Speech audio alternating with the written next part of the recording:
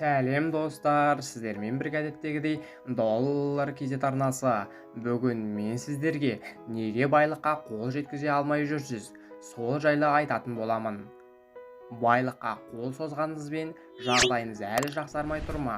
Жақсы табыс табасыз, бірақ өзіңіз ойлайтындай өмірге әлі қол жеткізе алмай жүрсіз бе? Ендеше табысты болуға кедергі келтіретін мына себептерді тыңдап көріңіздер. Көп арыз айтасыз немесе қатты армандайсыз, бірақ әрекет жасамайсыз. Қолымнан келмейді деп қашанғы жүрмексіз. Сіздің бұл арызыңыз біреуді қызықтырады деп ойлайсыз ба? Жоқ, қазірден бастап әрекетке көшіңіз. Ауызбен іс бітіргенше өзіңізді дәлелдейтін уақыт келді. Шектеу қоюды білмейсіз.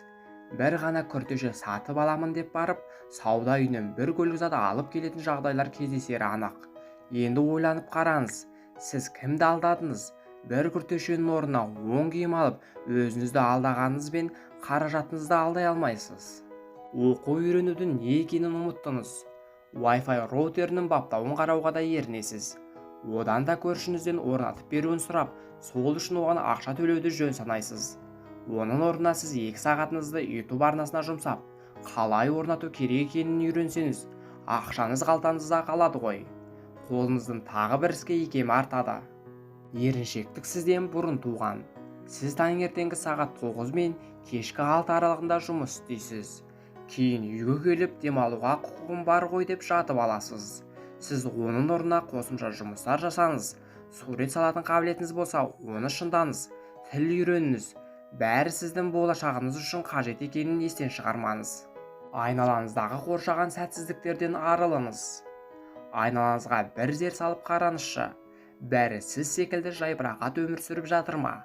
Көршіңіз, досыңыз, әріптесіңіз бір қалыпты өмірді жөн санай ма?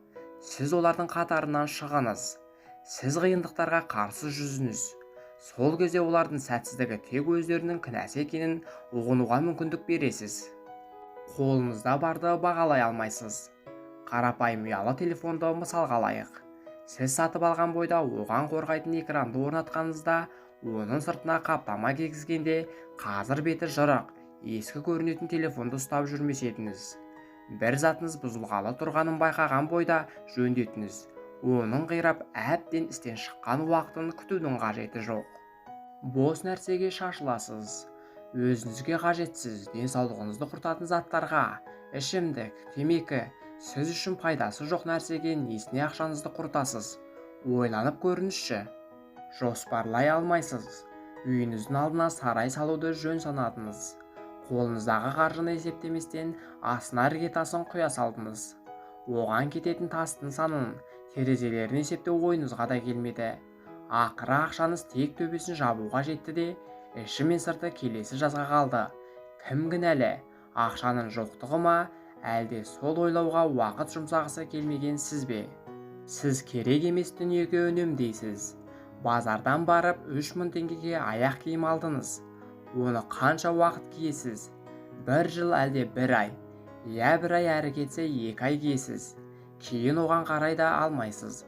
Тағы да барып 3000 теңгеге аяқ киім аласыз. Осылайша бір мезгілде арзан бағаға 3 аяқ киім алып, тағы қаржыңызды текке шашасыз. Өзгерісті қаламайсыз. Осылай өмір сүрген сізге де ұнайды ғой. Я өзіңіздің ыңғайлы аймағыңыздан шыққыңыз келмейді. Ал кез келген өзгеріс талап пен еңбекті керек етеді. Ал сізге қиындықтарға тап болғаннан гөрі, осылай елдің жағдайына, жұмыссыздыққа, жемқорлыққа арыз айтып жүре берген тиімді.